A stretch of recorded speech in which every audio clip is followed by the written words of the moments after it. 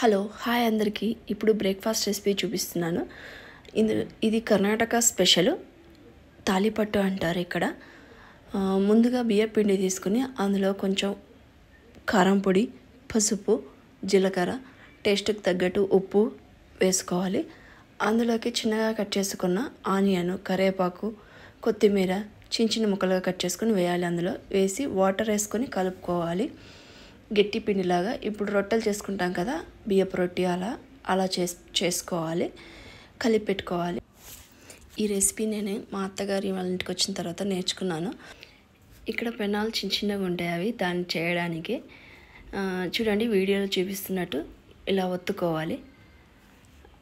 చిన్నగా ఒత్తుకొని మధ్యలో హోల్ పెట్టుకొని స్టవ్ మీద పెట్టుకొని రెండు వైపులా కాల్చుకోవాలి. తిప్పుతూ చిన్న మంటతో అటు ఇటు తిప్పుతూ కాల్చుకోవాలి.